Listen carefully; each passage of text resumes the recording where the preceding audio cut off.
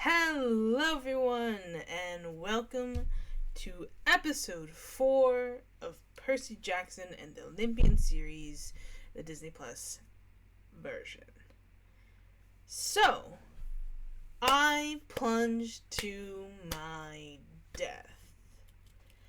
This episode was very special to me. And I'll explain why in just a moment. But one thing I need to talk about first is that I know that there are a lot of divided opinions on the changes that are being made to the show. Some really love it, and some don't love it as much. And I will be doing a separate video regarding the changes and my opinion on book versus movie, basically. Not book versus movie. Book versus show versus movie. And talking about how they differ, what the problem was with the movie, and also what I think of the show in its adaptation versus the show in its actual form. And it's a little bit complicated because, anyways, there's a reason why it's a separate video. I will be talking about it, and it's not going to be in this video. So, I know about it. I will talk about it later. So, stay tuned for more Percy Jackson videos, basically. In terms of this episode, I feel like this is finally the time where we really set the pace of the show. I feel like between episodes 1 and 2, and 3 even, we were kind of rushing through the story. In the sense that we were rushing through chapters. You can see it because we skipped some chapters. We skipped, 3 or 4 chapters in order to get Percy on his quest by episode 3. And I understand why we did it. I know some people don't love that we did it, but I can understand why. And the reason why is most of the action in terms of Percy Jackson does happen during the quest. Okay. While a lot of the camp stuff is really cool and really impressive, I feel like the more important parts, and if we're choosing which chapters to cover, the more important parts is the actual quest. Especially if we're talking about how it compares to the movie. Because with the movie, we didn't follow the quest at all. We were doing a scavenger hunt with pearls, and no. Right? We can all agree, no. This episode is the episode that distinctly makes it different from the movie. Because this plot point is not necessarily something you would call necessary for a movie. But it is a very important scene. Because it is the scene in which Percy is finally acknowledged by his father. After so many years of potentially being ignored, or at least seemingly being ignored, we finally get the first interaction between Poseidon and Percy. Not literally speaking to each other. And we also see Annabeth's interaction with Athena as well in this very episode. And that is something that is really, really interesting. Because it does happen in the books. But visually seeing it, I feel like it makes it much more clear. That they're not literally like talking like a Jekyll and Hyde, like split personality type of thing. It's more like it's a very private discussion. Like, not everyone is supposed to hear it. And it's like, I understand why we have Sean Bean kind of talking to Percy and literally talking to him. But in this sense, it's much more subtle. They're not really talking to their children. It's more like they're showing the signs that they're there, and they're sending specific people to send the messages. And I do know what the next episode is, because they did give us the episode title. So I do know what the next episode is about. And we are getting to one of my favorite parts of the book. And this scene, actually, I'm so glad they included, because it is one of my favorite parts of the book. It's actually one of the moments that really drew me in to the Percy Jackson series in general. Because while the first part is really good and really interesting, it is this very moment that is, I feel like, very iconic. You can visually see it, and it plays a very integral role in showing us the capability of Percy Jackson. And it also shows his loyalty to his friends and exactly what lengths he's going to go to try and save them. I feel like this specific episode is a great adaptation because it not only enhances the actual scene by giving Echidna an actual speaking role and really showing how she is hunting these demigods and why Percy would plunge to his death, but also it is very much how I pictured it in the book. Although, to be fair, I did think that, and I'm not sure if it was just in my head or I just didn't know what the arc looked like. I thought that the arc was actually like outside. Like you're going from like a balcony and you're standing like how the Empire State Building is, or how the London Bridge used to be, I think. Where you would stand outside and you would look over and you could see the bottom. I didn't realize how the arc was actually designed. I think that was just my stupidity as a 12-year-old because I didn't know what the heck the arc was. So maybe it was inside the whole time. But anyways, regardless, you can see where the visual effects went to. We can see why Medusa was invisible the previous episode. Because they really did pour the effects into the Chimera. It was a very good Chimera. But you can see that most of the budget went into that specific creature, and it was worth it to me. I think it's worth sacrificing seeing Medusa, that we already know what she looks like. We already know what Medusa looks like, okay?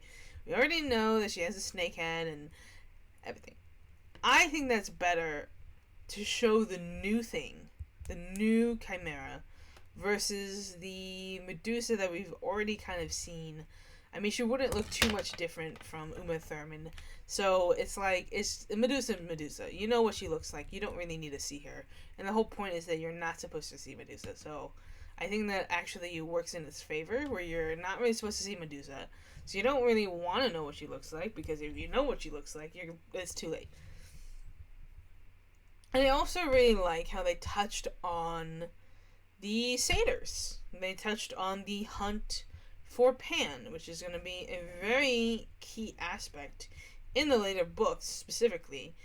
But it really gets us the ground going, and I'm sure we're going to see Grover going on his quest, his little quest to find Pan. So we set up season 2. I won't go into too much spoilers, but not yet anyways. But overall, I think this is really the episode where you're either really on board with the show, or it's just not for you. I think that's what it is. What it is. This is the episode. This is the middle of the season. This is the episode where you either say, you know what, I really enjoy this. I really want to see it through, or you just give up. I mean, I don't think it gets I don't think that I think that if you don't like this episode, this show is not for you. Because I think this is really the quality that we're going to be seeing through the entire show. And I actually don't know if maybe, I think the approach is a little bit different. We see Echidna before we leave the train. Whereas I believe with the train, we really just stopped in St. Louis because Annabeth really wanted to see the Ark. And I like both versions. I like both versions because in the original book, Annabeth just wants to really see great architect. That and obviously the sanctuary does help, I think. But I think this moment really here not only shows us Annabeth's intrigue to architecture because she's talking about how the ark was made to a perfect design, but also it really shows us her relationship with her mother. And it's not something that is really clear in the book because we're all seeing it through Percy's one perspective. So he doesn't always pick up on all of the things that is happening. He doesn't really know how Annabeth really feels about her mother. In this instance, though, we really see the dynamic between Athena and Annabeth and how Athena really operates as a mother. And I think this really is something that could build up to, if we ever get to the point, Mark of the Athena. Now we'll get into the idea of whether we should adapt Heroes of Olympus and where they should go with that. But the first aspect is that this episode was short. I think it was, in my head, it's too short because I would love to have more airtime, more moments, but I can see why it was short. Because we're really hitting, like, the highlights of the book. This is really just, like, this show is basically, like, highlighting some of the best moments in the book. We're skipping scenes that are not really there for any other purpose than to, like, fill the void. And it's kind of like we're doing a scene selection tour, which I have conflicting opinions on. I understand why we're doing it, but we'll get into that later. Overall, though, I really think that this is where it's at. I think this is the most that I can talk about without spoiling. So we're gonna get into book spoilers. So prepare yourself because we're going to talk all about Percy Jackson and the Olympians, especially leading into season 2. So, if you are not familiar with the books, this is your cue to leave, unless you don't care. If you're going to talk about the books in the comments, if you're going to talk about spoilers, please give people a warning. I just ask you to do that, because you don't know what someone's experience is, and we don't want them to get spoiled during their journey for Percy Jackson, okay? So, if you're going to leave comments, I don't care about spoilers. I know everything there is to know about Percy Jackson. But, if you are going to comment, please give spoiler warnings. Thank you! Okay, now, let's get into the books, because at this point, we are at the point where we're really seeing the book unfold. Season 1 is very much about establishing the pacing of the book in this show. How much of the book we're going to cover, what aspects of the show are going to change with the change, like what aspects of the book are going to change with the show. And it's kind of interesting because they are dodging around the PG rating in ways that are clever. And it does change how the scenes play out. I also think that the reactions to what Percy's doing in the world in general, I think is more realistic to what we are used to now, and I think that's okay. I know that some people want they want it to be like frame by frame the books. But I also think there's 24 chapters and 8 episodes, which means you would have to cover 6, basically six. Well, no. I mean, if you're gonna cover all the chapters in the full entirety of, yeah, you have to go through like three chapters per episode. So, I mean, that's kind of what we're doing actually. We're just skipping some of the more meaty areas of the chapters, like the more exposition, like the more like narration of the book. And to be fair, I think the reason why the book is so long, not really long, but as long as it is because we're hearing Percy's narration of the book, of the story as it unfolds. And it's going to be different from how the show executes it because we're not in a first person story. We are in a third person story. And with third person, you don't want too much narration because it doesn't really add to the context. You really want those scenes of dialogue or scenes of action or something that is really happening in the show or movie or book. So I think it's okay that we're not touching on every little detail. Now, the thing that is being discussed is this a good adaptation? And I think if you look at the books and you look at the show, they are different in many ways. It is not difficult to acknowledge that. But it's also not the movies. The show is not the movie.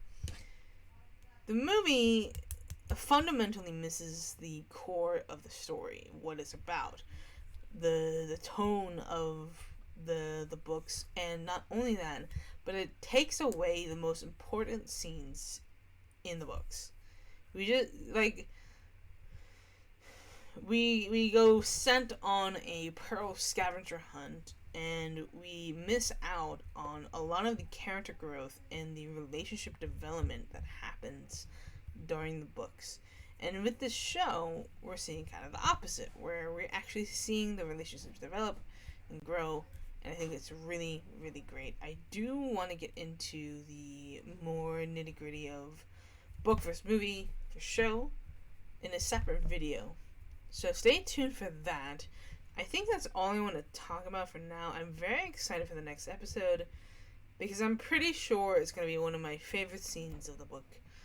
But I don't know. We'll see.